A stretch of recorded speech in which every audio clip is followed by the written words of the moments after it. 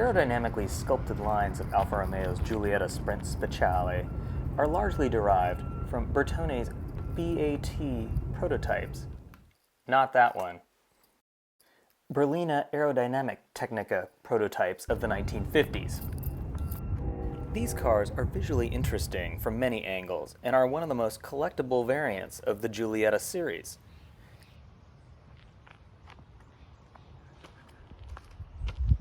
As with all Conrad Stevenson restorations, this example was built not only to look good, but also to do this.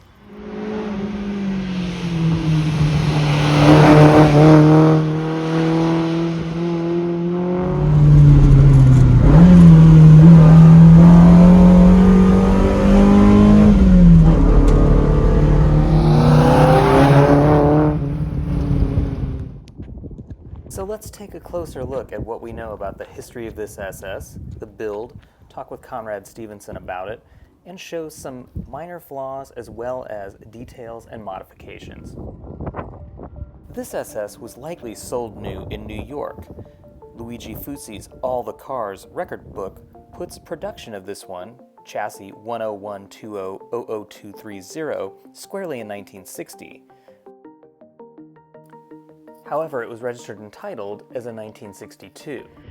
The paperwork trail starts in 1967, when it was sold as a used car by the dealer Foreign Cars of Suffolk in Huntington Station, New York, for $1,675 to Herbert Kahn.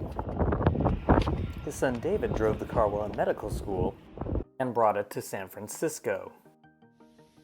Jan Fox saw an ad in the San Francisco Chronicle and purchased it for $600 in 1975. It was driven from San Francisco to Santa Cruz, where it sat in a garage in need of a fair amount of work.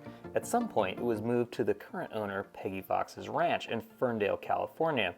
Paperwork from that transfer in 1984 show that it's been non-operational from 1975 onwards. Its time at the ranch was spent in a sheep shearing shed. Photos taken when it emerged from the shed just prior to restoration confirm it was in quite a forlorn state. Before it came to Stevenson restoration, significant progress was made on the body with floors and such in a shop in Fortuna, California.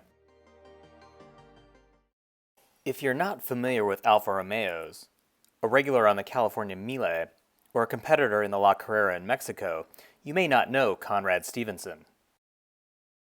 He's known for his work in the restoration and racing of significant Alfa Romeos, from pre-war cars to 1900s to Giuliettas, and TZ1s, and other Zagato-bodied lightweights, and Bertone-bodied Sprint Specials.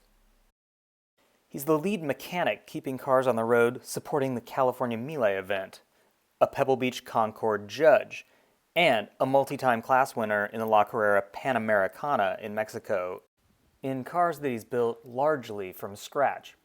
I built a car back in '88 to race that was going to be thrown out. Many years later, I built the La Carrera car that I have here, and some videos were shot on it, and I had a pretty good time running that in Mexico. And those cars brought these people to me who own this car here that we're looking at.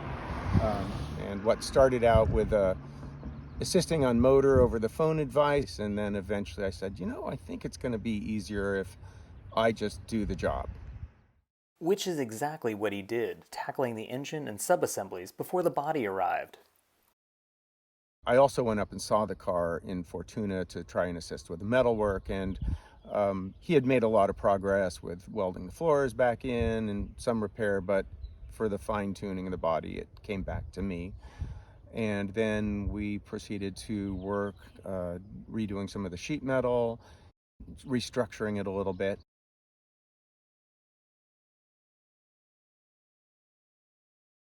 And then it went to Brandon Pensarini at Altissima Restorations up in American Canyon. Did a beautiful job on the body and the blocking of the paintwork after we were done welding metal. And they pitched into and did any extra welding.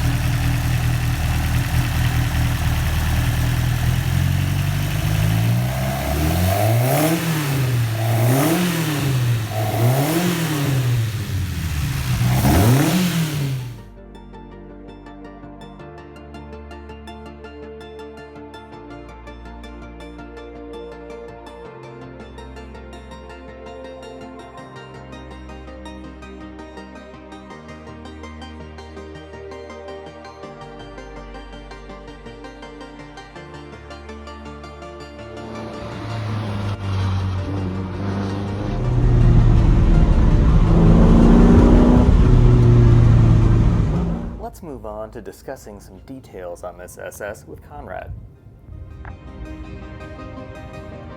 So starting on the nose here, we worked with Sherm's Chrome in Sacramento, California, which do fabulous work. The grille spears were reshaped, which was tricky, as there are multiple angles and details in how they fit with the opening. And the grille work was painstakingly remade.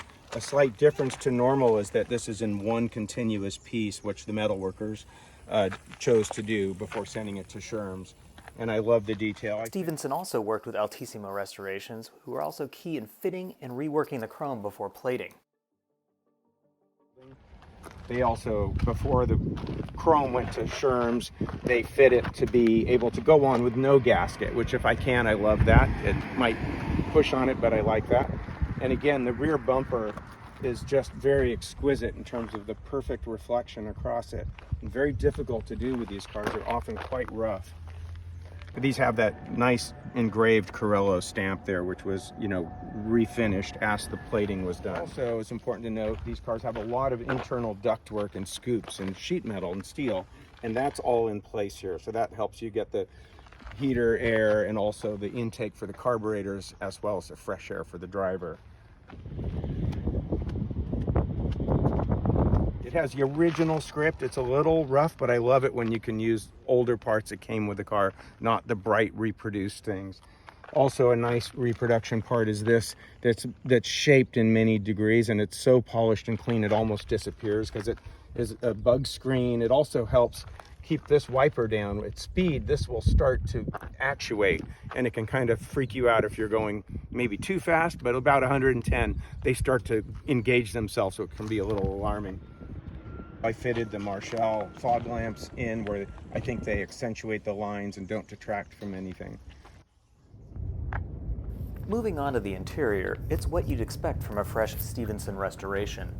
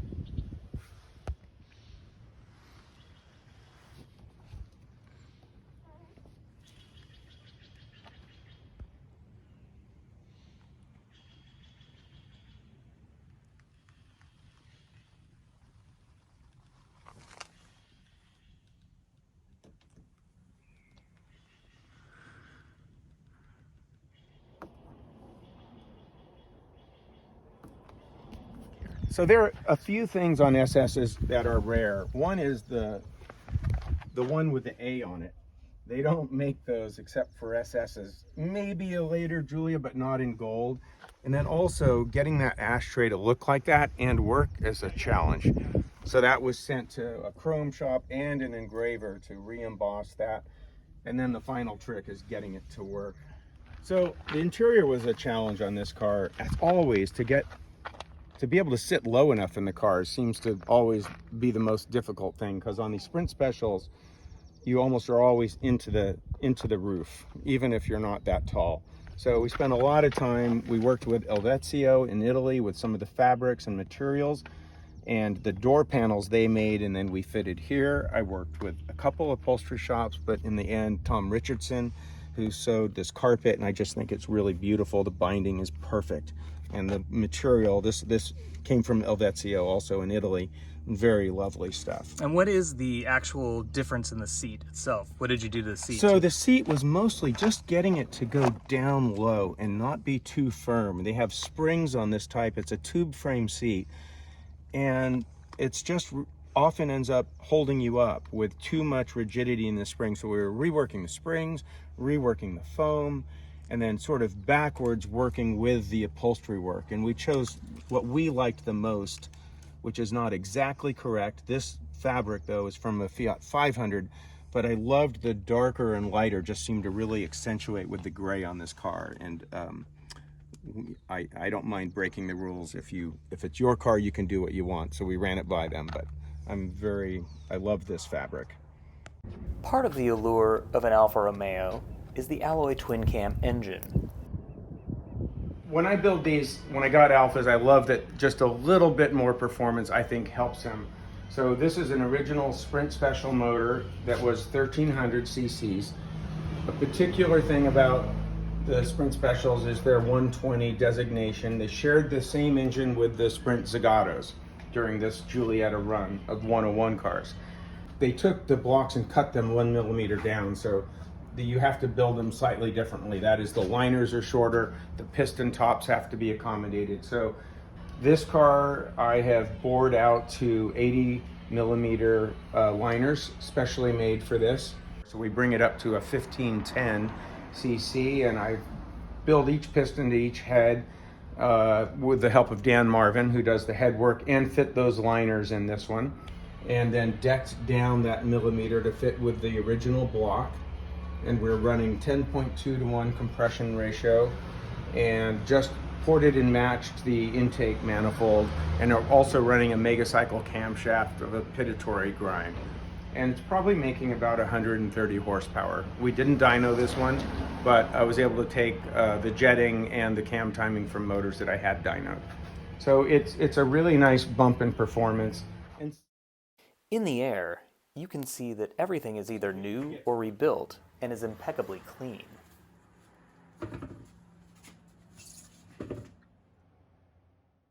Here's a look at the 3-shoe brake drums up front. And similarly, I've done the same thing with the springs on the front, a little bit stiffer front suspension spring, and a little bit larger sway bar, but not overly large. So it's still a very compliant car, and quite, I wouldn't say soft, but compared to a stiffer spring car, I kept it a little bit light. The feel is nice, though. Millimeter, yeah, a little, yeah. Well, narrow tires and Yeah. that actually work well. Well, and it's got kind of the 175 structure, a little big, like the car would probably do well with those Pirellis, little 155s, but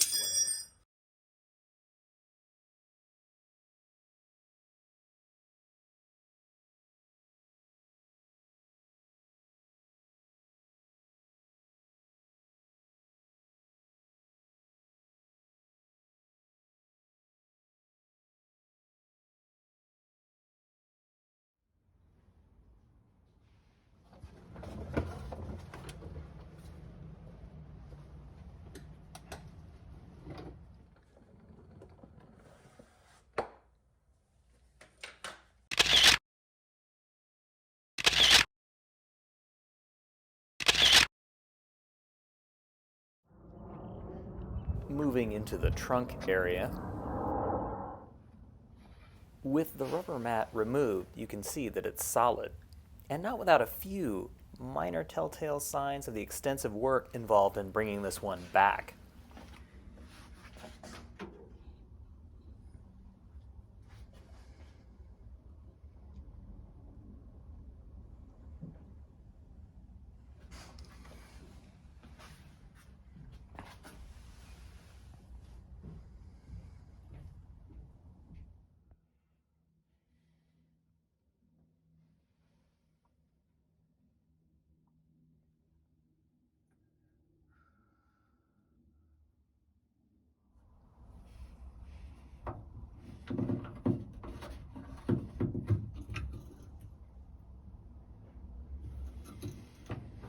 Obviously, all of the rubber is new. The glass in the car is original, including the windshield. A lot of effort went into keeping the glass original. The windshield was painstakingly polished to soften a few wiper scratches, and there were others, notably on the rear glass, that remain as they were a little too deep to tackle. And the biggest scratch on the back glass is here. There's also a very faint side scratch here that goes along this. And the small scratch on the right side of the rear glass.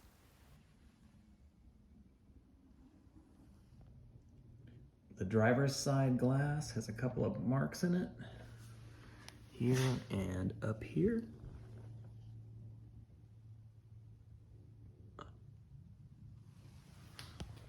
The windshield has a remnant of a wiper scratch that runs very faintly across here, but the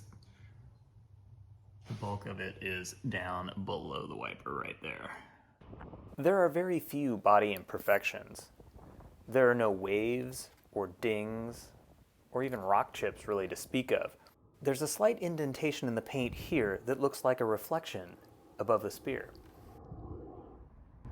There's a tiny paint anomaly at the lower edge in front of the right door. There's a very small blemish just above the eye in the left fender badge. And in the spirit of full disclosure, the original SS wiper arms were missing and are extremely difficult to find. These are Lancia Fulvia arms that had been modified to fit. Wheels and tires. It rides on a set of Barani steel wheels with original hubcaps. The spare is a non-matching Fergat wheel. Tires are Redstein 175/70/15 Sprint Classics.